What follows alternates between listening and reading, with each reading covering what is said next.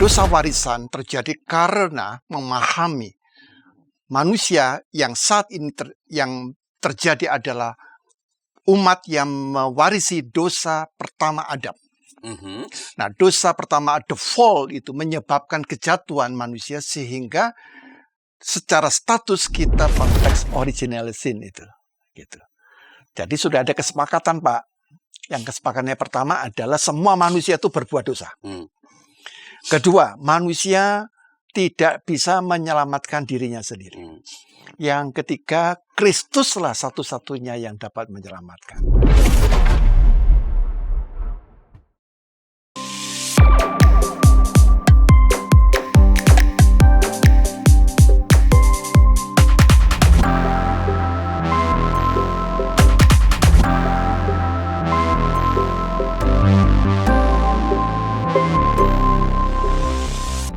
Sahabat DKB, apa kabar Anda pada hari ini? Senang dapat kembali menjumpai saudara di dalam acara Warteg RI, Warung Teologi dan Refleksi Iman, dengan saya Ade Anusarus sebagai penjaga warung. Ini sebuah program yang membahas doktrin-doktrin atau isu-isu tentang seputar teologi Kristen atau ajaran-ajaran Kristen, dan direlevankan dengan kehidupan yang kita alami sehari-hari, supaya dengan demikian iman kita boleh tetap bertumbuh. Bukannya bertumbuh, iman itu bisa memberikan respons dengan tepat terhadap aneka situasi yang kita alami dalam kehidupan sehari-hari.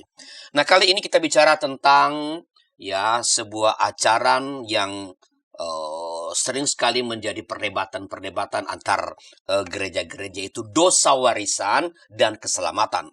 Dan untuk mempercakapkan ini di warung ini sudah ada narasumber kita, Bapak Pendeta Yohanes Pambanguliono. Selamat datang kembali Pak Yo di Warteg RI. Jumpa kembali, sangat bersyukur dengan setiap para sahabat YKB. Ya, ini namanya warung, Anda boleh terlibat, boleh memberikan kontribusi. Apa kontribusi Anda? Anda memberikan, boleh komentar, boleh pertanyaan di kolom komentar yang tersedia.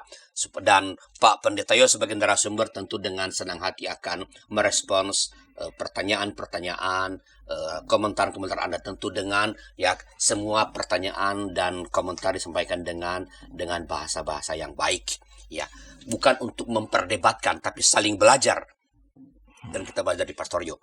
Selain itu kami informasikan bahwa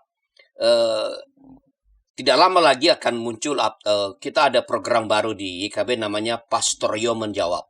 Anda boleh kirimkan pertanyaan Anda tentang apapun dalam kehidupan Kristen, dan Pastor Yo akan menjawab dengan setiap pertanyaan yang Anda kirimkan. Oke Pak Yo, kita bicara mengenai dosa warisan dan keselamatan. Apa sih yang dimaksud dengan dosa warisan? Kok dosa diwariskan? Warisan itu bagusnya kan emas, rumah. Ini kok dosa warisan? Apa sih maksudnya Pak dosa warisan? Prinsip dosa warisan merupakan sesuatu yang sangat penting secara Alkitabiah. Sangat penting. Karena berkaitan juga dengan masalah keselamatan. Nah, dosa warisan terjadi karena memahami manusia yang saat ini yang terjadi adalah umat yang mewarisi dosa pertama Adam. Nah, dosa pertama, the fall, itu menyebabkan kejatuhan manusia sehingga secara status kita berdosa di hadapan Allah. Jadi Adam itu sebagai person atau sebagai representasi, Pak, ketika di situ bisa diperdebatkan. Tetapi perlu dipahami secara Alkitabiah, Adam dipahami sebagai person. Person yang sekaligus sebagai representative head.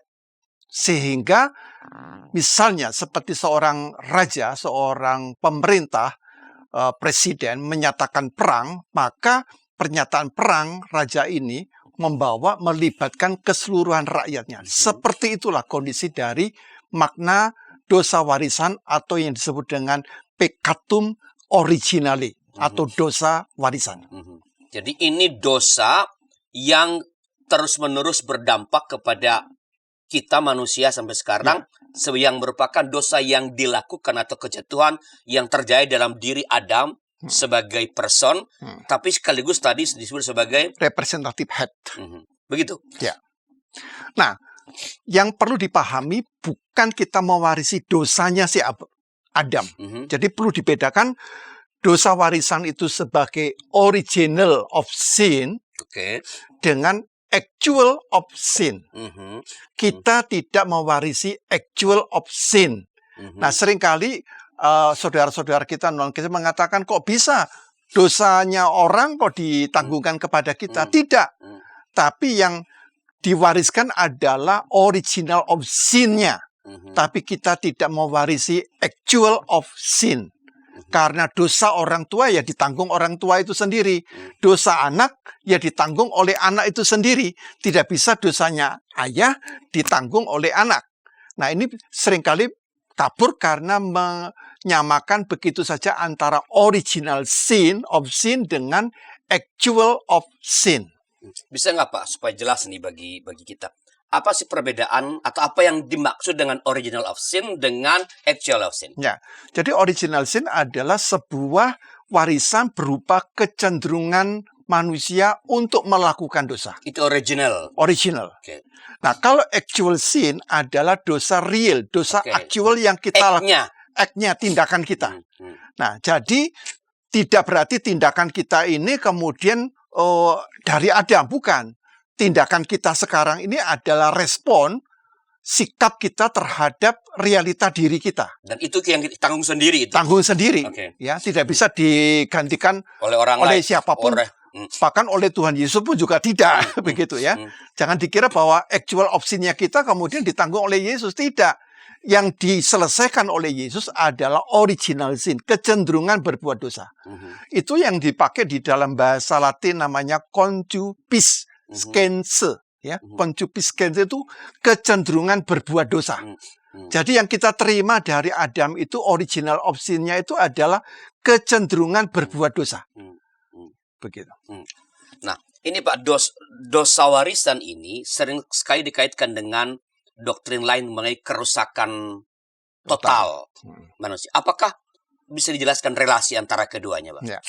Ya, doktrin kerusakan total atau total of depravity itu adalah pemikiran dari Johannes Calvin, ya, yang kita tahu dengan kata tulip. Ya, T-nya itu adalah total of depravity. Ya, jadi Calvin itu membayangkan bahwa kerusakan sebagai gambar dan rupa Allah itu rusak total gitu ya. Nah, tapi itu pandangan Calvin, Pak. Ya, tapi kalau misalnya dalam pandangan Gereja Katolik tidak. Jadi tidak sampai pada total, ya rusak tapi bukan total gitu ya. Tapi rusak gitu. Tapi kata total itu dari Calvin. Nah, kalau mau dilihat dari relasinya antara original sin dengan total of depravity, artinya apa?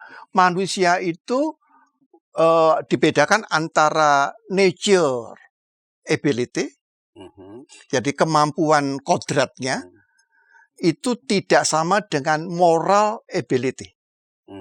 Gitu.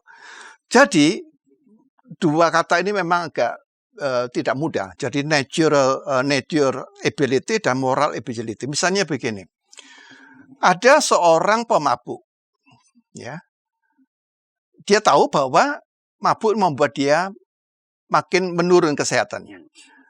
Tapi dia tidak mau berhenti dan akhirnya membawa satu kondisi fatal, itu tidak melepaskan tanggung jawab moralnya ya, kepada dirinya dan kepada keluarganya. Jadi problemnya yang di dalam original sin itu adalah ability natural ability kita itu sudah tidak berhasil untuk menjaga moral ability kita. Ya. Jadi kita ingin melakukan apa yang baik, tapi kita tidak bisa melawan nature sehingga kita hidupnya melanggar moral yang kita punya. Nah, itulah yang dikemukakan oleh seorang filsuf bernama Immanuel Kant. Ya. Immanuel Kant itu mengatakan dengan satu rumusan pendek, yaitu aut implies Kant. Ya. Aut implies Kant. Artinya seseorang yang mempunyai kewajiban moral, dia akan bisa melakukan tindakan itu. Saya ulangi.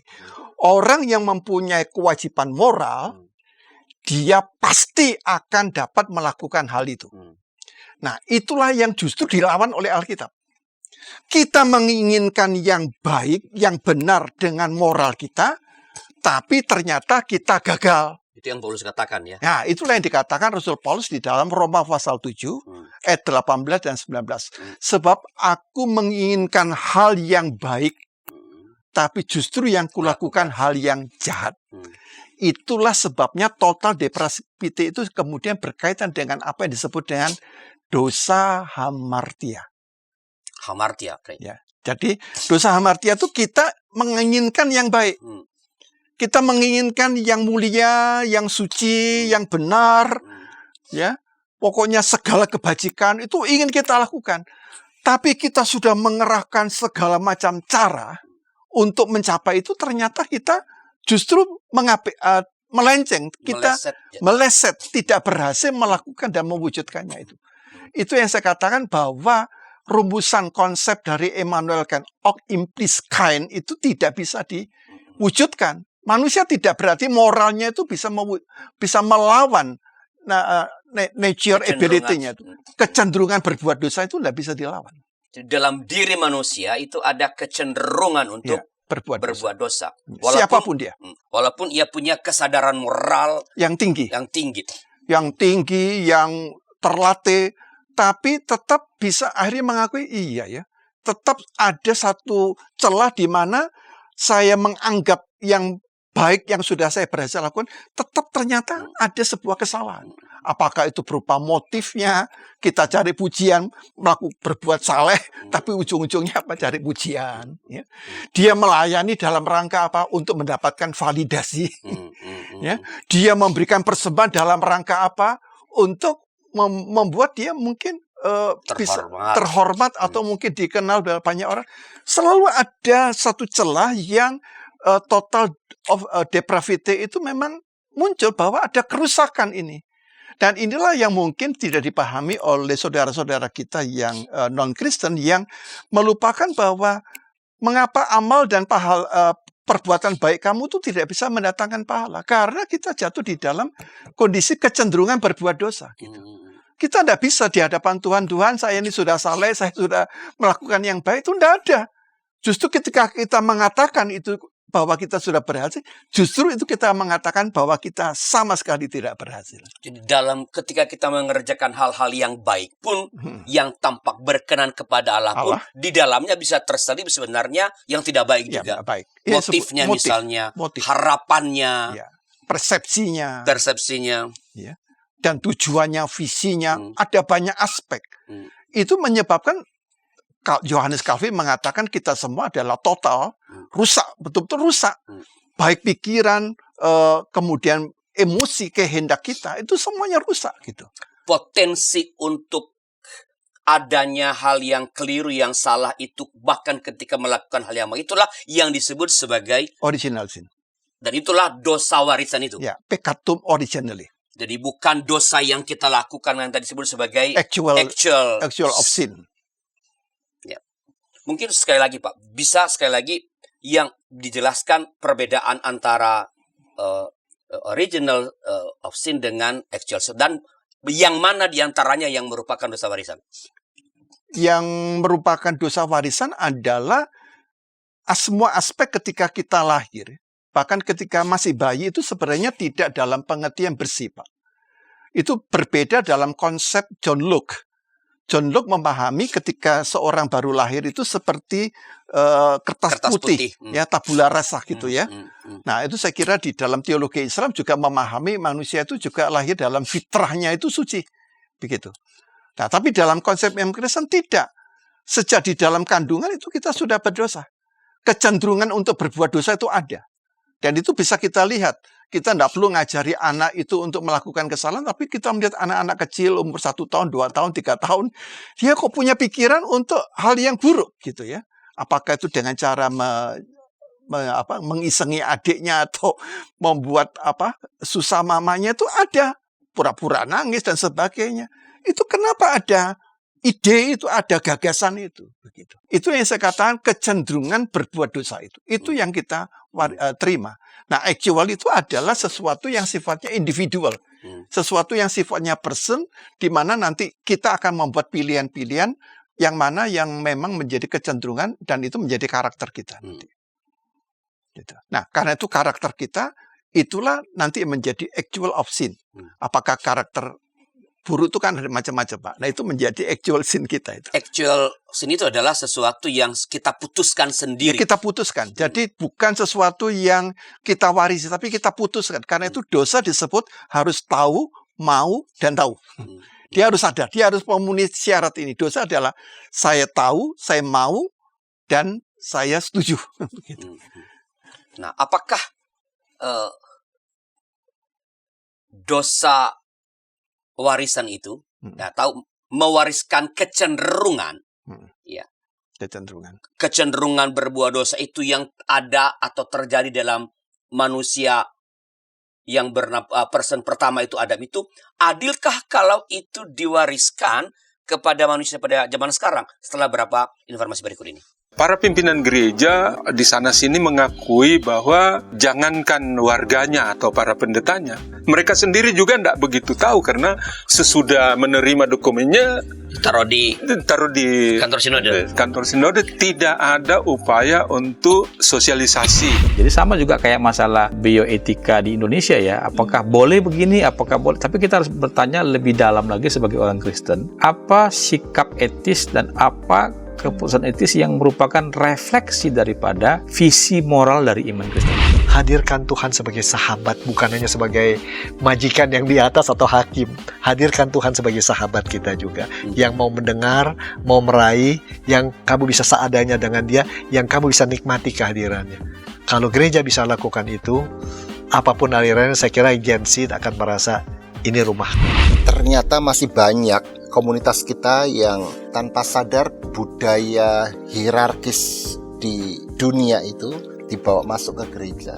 Bagaimana sikap majelis, sikap anggota jemaat terhadap sapam gereja, terhadap pekerja gereja, itu kita kadang-kala tidak memperlakukannya sebagai sahabat, tapi ya pesuruh aja yang ya udahlah.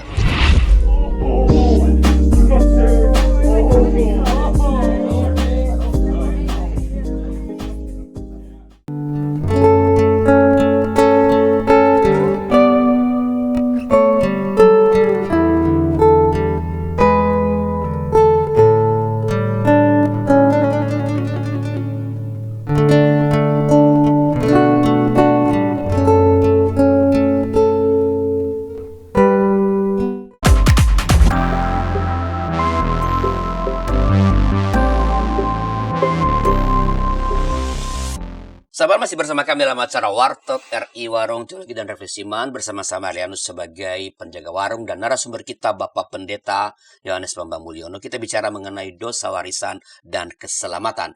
Ya, ini warung, Anda boleh terlibat, Anda boleh datang ke kolom komentar untuk memberikan pertanyaan atau memberikan komentar Anda terhadap topik kita, dan nanti Pak Pendeta Yohanes Bambang sebagai narasumber tentu akan memberikan respons.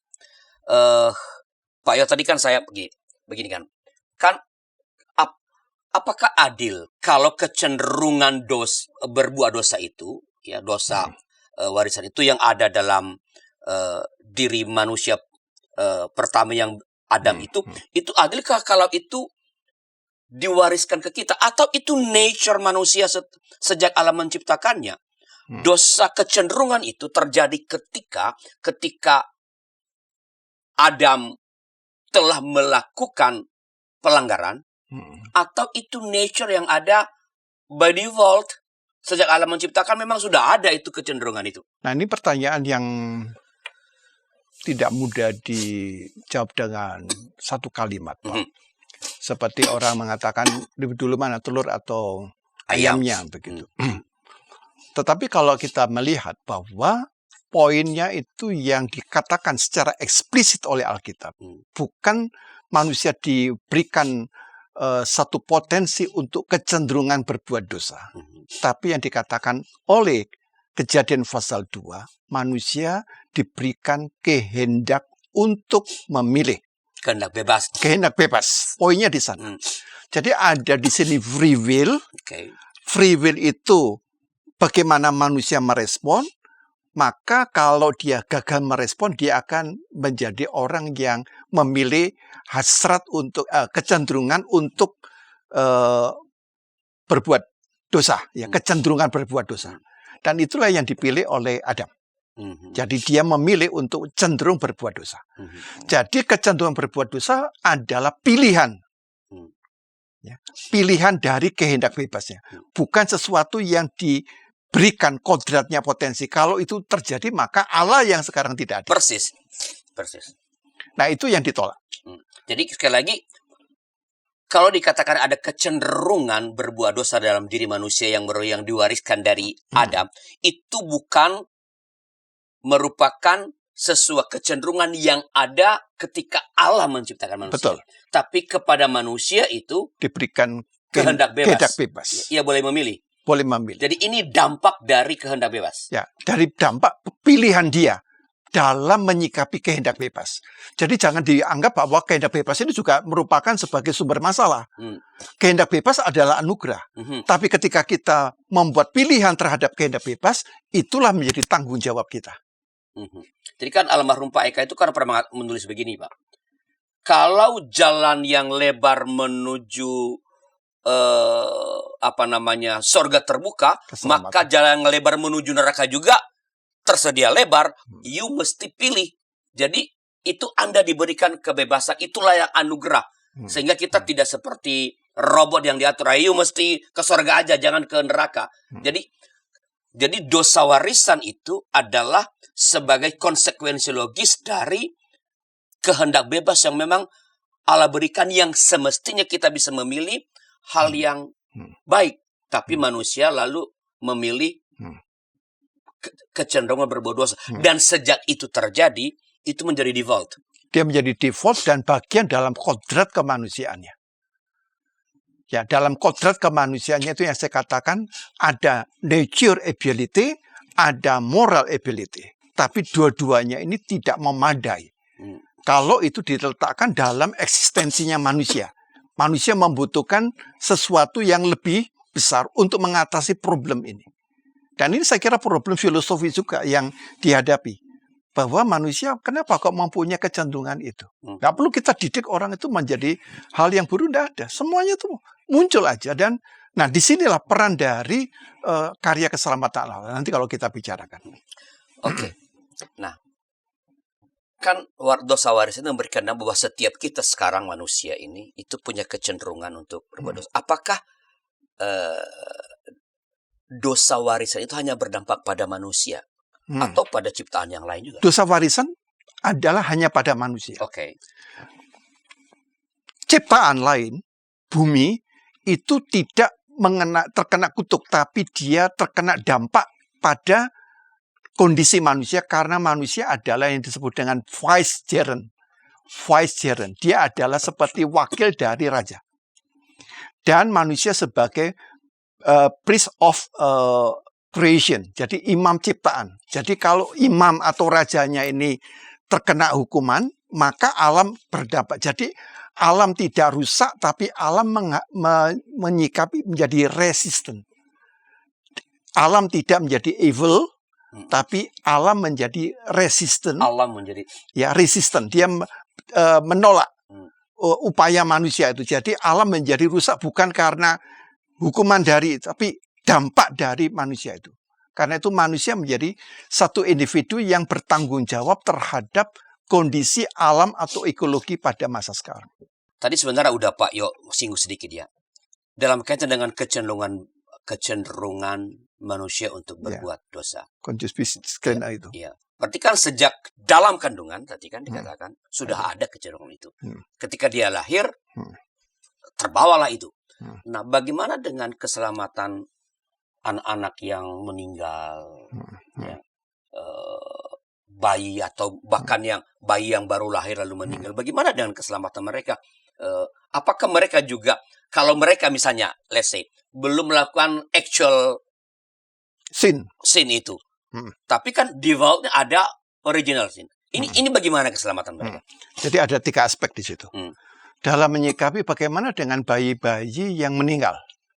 Maka di dalam hal ini jawaban iman Kristen yang pertama adalah bayi itu adalah ditempatkan di dalam konteks perjanjian Allah dengan manusia.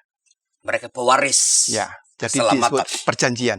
Karena itu Perjanjian. mengapa nanti muncul istilah baptisan untuk bayi dan baptisan anak itu karena konsep perjanjian atau berit dalam bahasa Ibrani berit. Ya, jadi relasi manusia dengan umat dalam umat percaya itu disebut dengan hubungan relasi berit. Ya. Perjanjian. Jadi yang kedua adalah bayi itu akan mendapatkan belas kasihan Allah, kerahiman Allah. Dan yang ketiga, biasanya disebutkan dosa itu berkaitan dengan kesadaran dengan kesengaja berbuat dosa. Nah, karena ini masih bayi, maka mereka diletakkan di bawah konsep age of accountability, usia pertanggungjawaban. Jadi karena mereka belum masuk di dalam usia pertanggungjawaban, maka mereka tidak bisa dituntut bertanggung jawab. Alias mereka mendapatkan kerahiman, yaitu keselamatan. Gitu. Jadi ada 3 konsep. Jadi di dalam hal itu. Kalau simple saja kita mengatakan karena meskipun mereka mewarisi kecenderungan berbuat dosa, tapi karena mereka belum mencapai usia pertanggungjawaban dan sebenarnya mereka tidak mengerjakan sesuatu dengan perencanaan begitu? Ya, tidak, kan intinya harus sadar, mau dan tahu. Oke, maka sebenarnya mereka ada dalam rahmat Allah yang terkait dengan perjanjian. Ya, perjanjian. Perjanjian, maka anak-anak atau bayi yang lahir itu kalau mereka meninggal dunia itu mendapatkan keselamatan dari Allah. Ya, dulunya dalam gereja Katolik itu mereka dimasukkan dalam anak-anak yang meninggal itu namanya limbo infantum. Jadi limbo infantum itu neraka untuk anak-anak. Tapi bukan neraka dalam arti hukuman, tapi sebenarnya api pencucian. Jadi karena dikenal dengan api pencucian dalam gereja Katolik, maksudnya di dalam api pencucian itu ada satu tempat namanya limbo infantum. Tapi sejak Konsili Vatikan kedua itu sudah dihapus konsep itu. Ini ditempatkan yang pertama bayi itu sebagai dalam pengertian perjanjian Allah, kedua diselamatkan karena belas kasihan Allah, yang ketiga adalah mereka berada di bawah age of accountability. Jadi mengenai keselamatan bayi ini, baik Katolik maupun gereja Protestan punya konsep yang sama. Yang sama. Ya. Ya. Mereka berada dalam paling penting mereka berada pada rahmat Allah, pada anugerah Allah. Karena itulah mengapa orang tua si bayi itu perlu memiliki iman, itu saya katakan. Karena iman itu yang menghantar orang kepada perjanjian dengan Allah. Gitu. Kalau dosa warisan adalah kecenderungan untuk berbuat dosa, ya, apakah dengan mengajarkan perbuatan-perbuatan baik dengan berbagai macam teori pendidikan, pendekatan-pendekatan, atau kehidupan moral yang luhur kepada manusia, maka kecenderungan berbuat dosa itu bisa lalu dihilangkan. Ketika dari kecil di pendidikan moral, pendidikan imannya, contoh-contoh yang baik tentang hal yang baik diteladankan, apa ia bisa bebas dari kecenderungan berbuat dosa, Pak Yo? Ya, ini sangat penting ya. Jangan sampai karena ada dosa warisan lalu orang menjadi pesimisme terhadap upaya-upaya pendidikan. Ya. Jangan sampai orang lupa bahwa tanggung jawab untuk membangun karakter. Ya. Namun semua upaya baik pendidikan atau karakter tidak akan pernah bisa menghapus kecenderungan berbuat dosa atau concupiscence. Itu tidak bisa. Dia hanya bisa menghambat atau menghalangi lajunya semakin liar. Karena itu di dalam situasi inilah disebutkan Allah memberikan common grace. Oke. Common grace itu atau anugerah umum kepada manusia. Jadi kejahatan manusia yang begitu destruktif akibat original sin tadi, Allah memberikan apa yang disebut dengan common grace. Jadi dengan common grace itulah yang membuat orang menemukan hal-hal kebaikan yang sifatnya umum dalam hidup bersama, sehingga karena itu kita bisa jumpai banyak orang-orang baik yang di luar, bahkan orang yang dianggapnya itu sangat jauh dari peradaban, tapi kita melihat bahwa pribadi mereka ini sangat baik, sangat peduli, tapi itu tidak berarti mereka eh, original sin-nya itu hilang. Gitu. Original sin tetap ada. Tidak bisa dihapuskan oleh upaya insani atau manusia. Jadi kalau begitu apa yang dapat menyelamatkan manusia dari dosa warisan? Jadi dosa warisan itu berkaitan dengan, jadi ini perlu ada satu poin penting, yaitu gereja dari berbagai denominasi itu ada nggak kesepakatan mengenai keselamatan dalam konteks original sin itu. Gitu. Jadi sudah ada kesepakatan, Pak. Yang kesepakatannya pertama adalah semua manusia itu berbuat dosa. Kedua, manusia tidak bisa menyelamatkan dirinya sendiri. Yang ketiga, Kristuslah satu-satunya yang dapat menyelamatkan. Lalu yang keempat, kasih karunia Allah adalah yang utama. Lalu yang kelima, dosa Adam membawa dampak secara universal. Itu 5 kesepakatan dari seluruh denominasi gereja.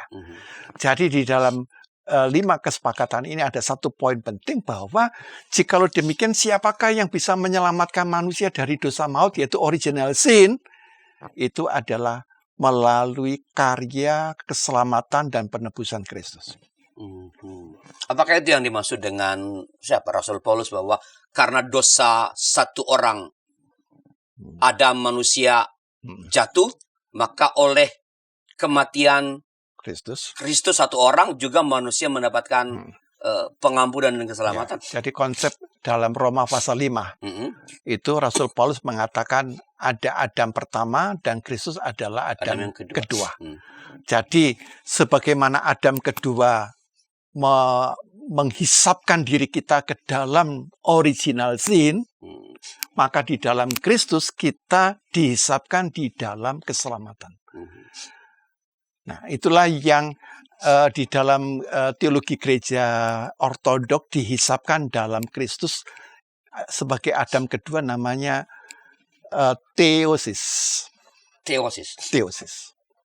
Jadi sekali lagi, kalau dengan Adam yang pertama kita dihisapkan ke dalam dalam dosa, kehancuran, dalam Adam yang kedua itu Kristus, kita dihisapkan ke dalam keselamatan. Ya. Dihisapkan biasanya disebut dengan kata diimputasikan. Diimputasikan itu dihisapkan sehingga kita itu berada di dalam persekutuan. Kalau kita masih di dalam persekutuan dengan Adam manusia pertama, maka kita akan bukan hanya menerima hanya original sin, tapi kita juga akan hidup di dalam actual sin, begitu. Tapi sebaliknya, karena ini tidak bisa dikerjakan melalui upaya manusiawi, maka harus ada satu manusia yang melampaui itu. Karena itu Yesus mempunyai 3 aspek, gitu, Pak. Untuk menjadi Mesias, yang pertama dia adalah sungguh-sungguh manusia, sungguh-sungguh manusia supaya dia bisa menyelamatkan manusia. Kedua, dia sungguh-sungguh benar. Benar itu artinya dia mempunyai kebenaran yang tidak dapat ditawar lagi untuk membawa manusia. Tapi yang ketiga, dia sungguh-sungguh Allah, gitu. Jadi Kristus ini yang sungguh-sungguh manusia dan sungguh-sungguh Allah bisa mengangkat kemanusiaan kita kepada persekutuan dengan Allah yang adalah Sang Ilahi itu. Itu yang disebut dengan kata theosis tadi. Apakah bisa benar kalau lalu dikatakan, as long as kita menyerahkan diri percaya kepada Kristus, maka jangan waris dengan dosa warisan. Ia tetap ada, tapi jangan khawatir, jangan takut, jangan jadikan sebagai momok begitu. Karena Kristus, engkau percaya kepada Kristus, engkau akan tertolong untuk terbebas dari dosa warisan itu. Ya, jadi percaya pada Yesus pasti tetap original sin kita masih ada, Pak. Oke.